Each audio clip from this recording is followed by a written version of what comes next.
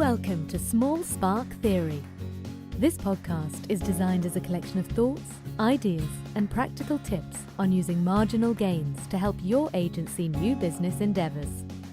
Small Spark Theory is hosted and created by Lucy Mann, founder of Gunpowder Consulting.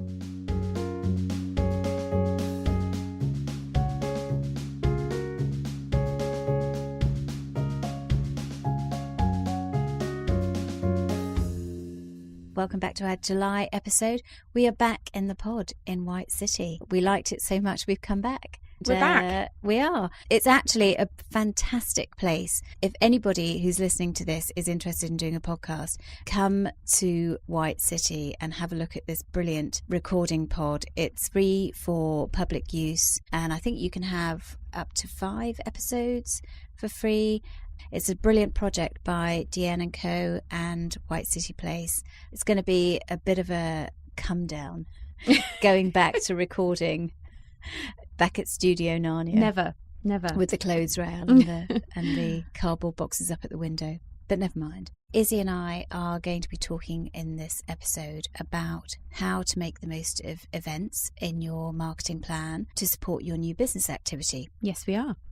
We've seen quite a lot of agencies starting to use events more and more, and it can be a really effective way of extending your marketing. What is the benefit of putting on an event?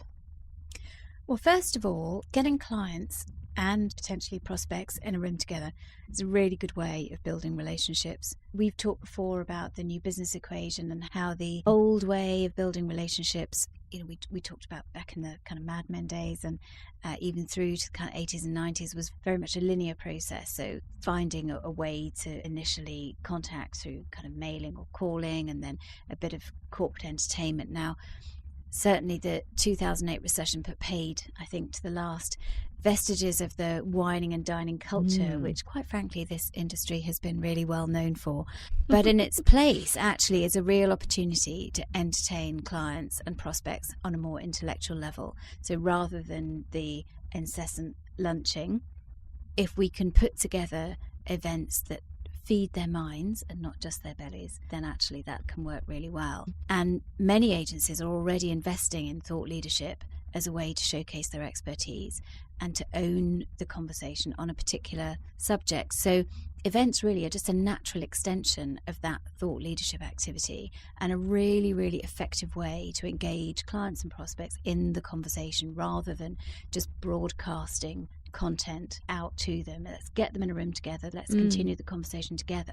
It's a much more collaborative, immersive experience, and just gives you a different forum for discussion with clients and a good opportunity to get to know them outside of a pitching or project environment. Okay. So what sort of events should we be thinking about? There's a number of different ways to do it. Getting the opportunity to speak at conferences is an ideal. And if you can get invited to speak at conferences, that's great. The problem is that the whole conference circuit has become really commercial. And for agencies to speak, quite often they end up having to pay quite a bit of money. So that's become a bit of an industry in itself.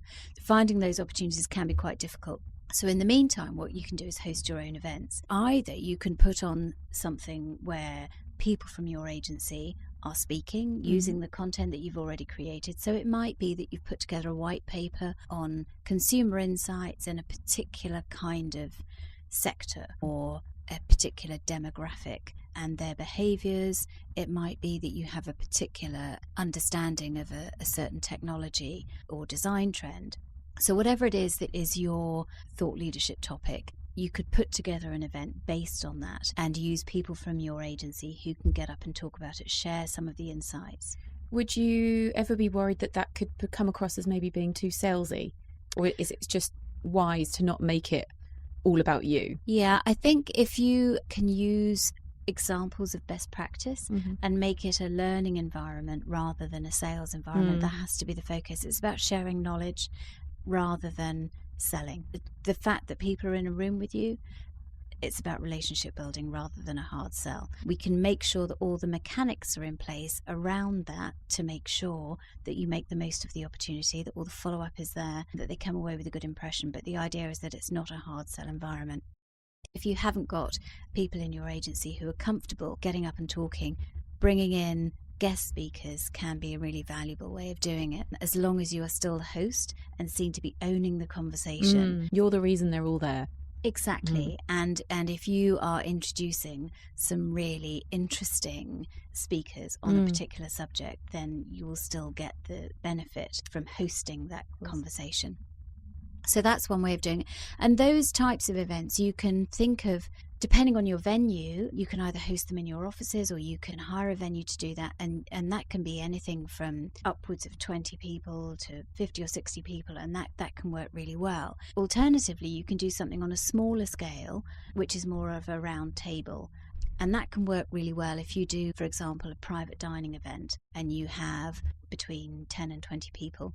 That works particularly well for senior people that you can bring in together around a room and just keep one conversation going around over a dinner.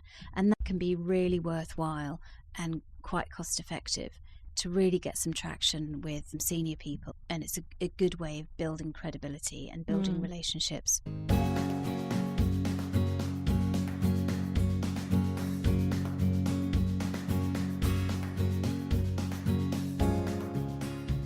What are the common problems of hosting an event? Well, I think there's a lot of fear around events.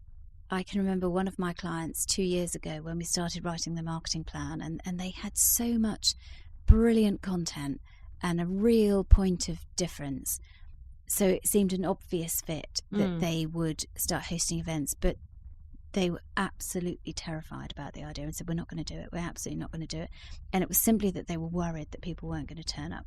Events fail for a number of reasons. Either not enough people turn up, which is the biggest fear. They couldn't get a speaker, or a speaker didn't turn up. The catering was rubbish. We ran out of booze. All of those are problems that crop up. But realistically, every single one of those things comes down to poor planning. If you can get the planning right, then actually none of those problems are going to crop up. And it sounds simple, a bit dull, but it just comes down to planning. And you just have to allow a lot longer to plan an event than you imagine. How do we tackle some of these problems then? Well, the first thing is to start with some objectives. So really try and understand what it is that we're trying to do. What do we want to achieve? For example, is it just to get access to a few key people? Is it to try and get to know some particular clients better? Is it to try and mix some clients and prospects and try and generate a few referrals? Are we trying to attract new prospects, to go out to a bigger audience? Understanding what it is that we're trying to do, that's the first thing. So we just need to get that nailed first of all. The next thing is just to work out our content. So what's the subject? If this is an extension of our thought leadership, then actually it's going to be quite easy because we've already got the content there. It's just a case of how we take that out to a wider audience, and it fills in as part of our content plan. Speakers, as we talked about before, either we can use people that we've got in the agency already to talk, but if they're really not comfortable doing that, it shouldn't hold us back. Think about inspiring people that we have come across before. Could be another agency that we've collaborated with that have a particular specialism and can give a different point of view. It could be a client. It could be a joint presentation with a client talking about a particularly compelling piece of work. You can certainly think outside the people in the agency to find some interesting speakers. I'm a big fan of the client and agency presenting together. Yeah, you get both really sides. Well. It does work really well. And also it gives everybody in the room a bit of an insight into what it would be working with you. So that's always a good thing.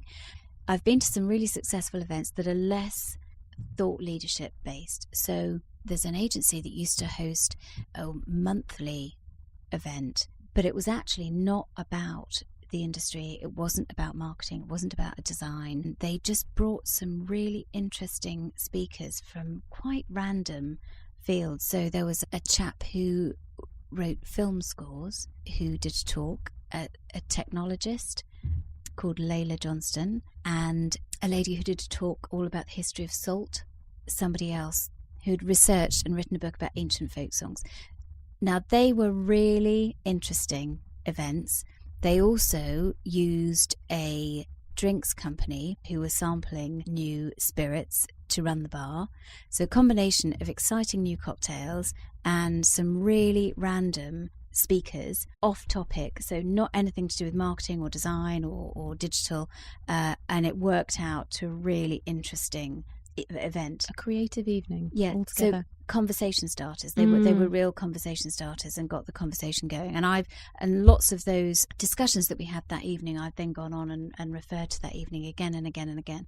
So don't just think about, we've got to be talking about the latest trends in digital or the latest insights of consumer behaviour. We can think a little bit outside of that, but it has to be relevant and right for you as a business.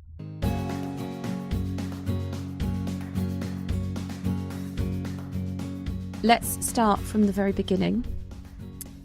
Planning, yes. The first thing to start with is to set a date. So start at the end and work back. Pick a date. To be fair, you really need to give yourself at least 2 months ahead. And when you come up with a date, just Google it and check for major sporting events, industry events, even political events. Last summer, I was organising an event for a client, and I spent so long. It was going to be in June. I spent so long picking through the football fixtures because we were still at the group stages then, and I was trying to work out which were going to be the important matches, which days I couldn't go for. That I ended up plumping for a day, which my client came back and said, "You do realise that's the Brexit vote?" Brilliant. Brilliant. It's the referendum. Actually, let's not hold an evening event on that day. So yes, just Google any sporting, industry, political events. School holidays. School holidays, exactly. And I've talked about this before, but there are some key months that are really good for events and months that you should avoid. So February, March, June, September and October are pretty good months. People are less likely to be on holiday. November and December are always get clogged up with the run up to Christmas. July and August are school holidays. January, you can get away with January, but in terms of getting people booked in and engaged for a January event, you're going to struggle in December to get cut through for those invitations. So I would say February, March, June, September and October are pretty good, but again, just cross-reference any dates that you come up with any rogue half terms or other industry sporting events that are going on. So once you've got your date locked down, check that with your speakers, and if your speakers can make that date, set it in stone, and then you work back from there. So your invitations are going to need to go out about 6 weeks beforehand. Sounds a long time, but actually, if you want to invite senior people, their diaries get really booked up, particularly if it's an evening event or a breakfast event. So the earlier that you can let them know, the better. Even if you send out a save the date, that's better than nothing. Once you've got that date organised and you know you've got your date to send invitations out, there's 2 things that you need to happen straight away. So first of all, get your creative team involved on coming up with an invitation, a concept for an invitation. Should it be an online invitation? Should it be something printed? There are arguments for both. A printed invitation is a lovely thing and it can feel special. It feels important and it's nice to be invited, particularly if it's a beautifully produced thing. So design agencies in particular tend to prefer a lovely printed invitation because it's a lovely creative opportunity as well. The danger with that, well, there's 2 dangers with that. One is that the creative team get a bit carried away and use it to showcase some creative techniques or some interesting printing techniques or embossing or special foil effects, which means that it's going to add another 2 weeks onto the production. So anything like that, don't stand for it. Stick to your 6-week cut-off date when the invitations have to go out. The other downside of a printed invitation is that we're so used to working online that if somebody receives a printed invitation, the chances are they can look at it and think, oh, that's really nice, and they'll pop it on their desk, but they'll forget to actually RSVP. So if you're going to send a printed invitation, make sure you follow it up with a email version of it as well, just so that you can track opens and prompt RSVPs. The second thing you need to do is to get your list together really quickly. Now, having a clear idea about who you want to come and how many people you want to come is really important. But remember that you need to invite a lot more people than you actually need bums on seats. There's always going to be dropouts. There's on the day. Well, there is, and there'll always be a lot of people that you invite who either won't reply or won't be able to make it. So you have to start with a much longer list. That can create a bit of fear as well, because they worry you only booked a space for 25 people and I don't want to invite 60 because what if they all turn up? So very easy. Segment your list into 3 different priorities. So you've got your number 1 list, which is the people that you, in an ideal world, you'd absolutely love to have there. Then have a second and a third list, a bit like a subs bench. Invite the first people. Don't tell them that. No, absolutely not. No. Nobody knows. Thanks for coming. You were on the subs bench. Nobody knows who's on which list. But invite the first list, follow them up, make sure you get your RSVPs. And then once you've got an idea of who can make it and who can't, then you crack on with the second list and then the third list. And that way you can manage the numbers much better. The thing that you don't want to happen is that you get to a week or 2 weeks before the event and you suddenly find yourself inviting people at the last minute, because it just looks like you're a bit desperate. And actually, it's a little bit disrespectful to ask somebody, particularly if they're quite senior, to ask them late for an event, because it looks as though you haven't thought about them before. So yes, try and avoid that last minute scramble to get bums on seats. So the earlier that you're getting the invitations out, following them up with people, moving on to your next list, that should avoid having worries and panics in the days leading up to the event. Particularly in London, there's always going to be a worry about travel strikes, tube strikes, train strikes. So as much as you can, keep an eye out for those. And if it looks like it's going to be a problem, just communicate that to all of your guests. Absolutely. Don't wait for them. Don't just hope and keep your fingers crossed. Get in touch with them. Say, it looks like there might be a tube strike. Hope you're still going to be able to make it. And remember to send reminders out to people beforehand to make sure that they've got all the information, and let them know that you're looking forward to seeing them. Join in on social media as well. Start talking on your social channels leading up to the event, so to whet people's appetite.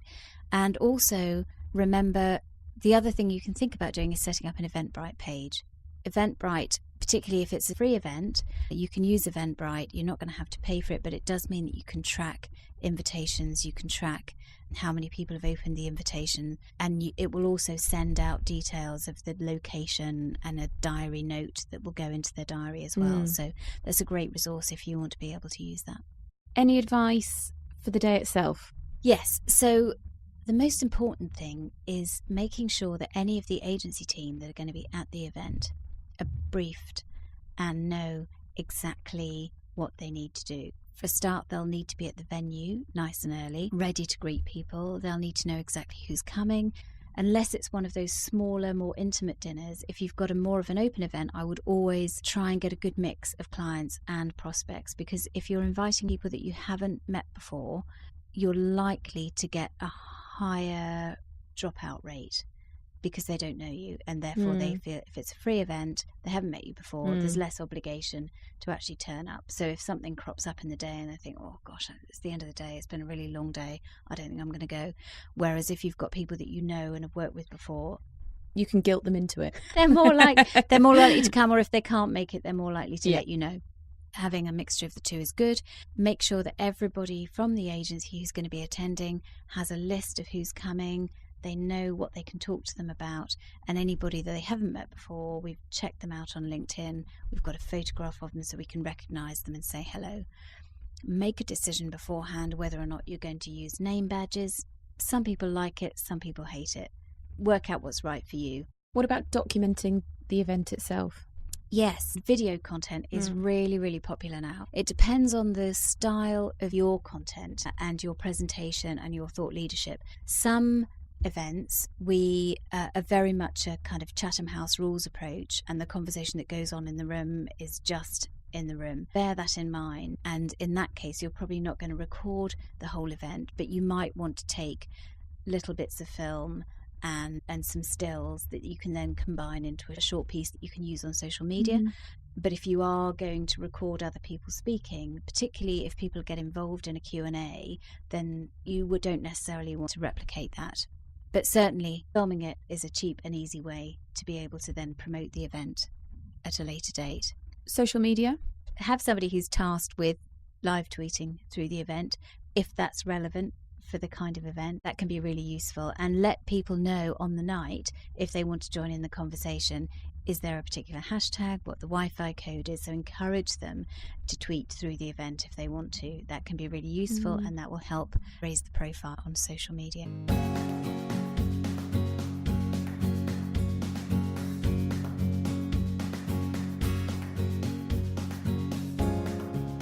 So there's lots to think about for the actual event. What about after the event? Follow-up is really important, and quite often you'll find on the day or in the evening that guests will be asking if they can see some of the slides. So make a decision with your speakers or between you how you want to share that content. There may be some options. You might want to set up a LinkedIn discussion group. If it's a series of events, then you can then invite anybody that came along to the event into that discussion group so they can carry on the conversation. Using social media afterwards and being able to drop a line to the attendees afterwards, sharing some of the content is a really good way to keep them engaged. Lucy, tell me, where do you think the best events are held? Well, it depends on the format. I mentioned before about doing some smaller, more intimate dinners for a smaller number of people, and there are a number of really good restaurants that have private dining facilities, separate rooms that will take somewhere between 8 and 25 people.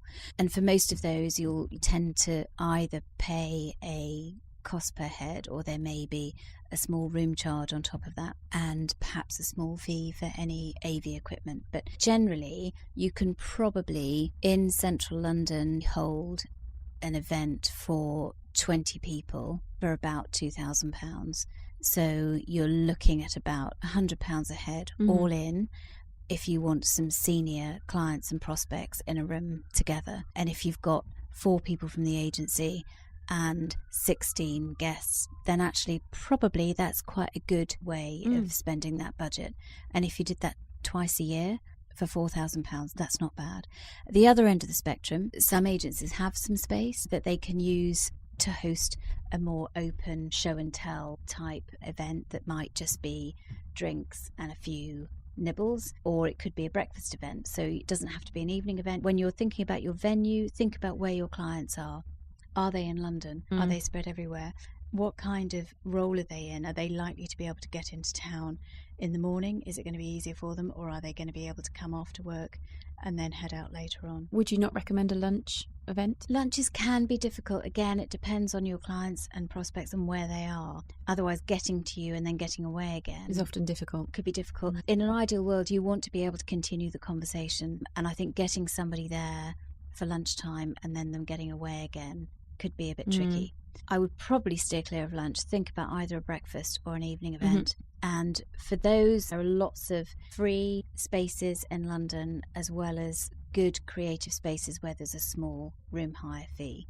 So we're in July now, and if you want to have an event in the last quarter of the year, now is a really, really good time while everyone's away on holiday to start planning. If you start thinking about it now, then you should potentially, if you've got an idea for an event, then you should be able to get something happening in September or October. When everyone's ready to go back to work. And, you know, we know that September and October is a really good time when people are budgeting, and catching them while they're in that kind of mode, giving them something to think about, is a really good opportunity. Have a look at the blog post. There's lots of resources there for venues and for ideas around putting together events.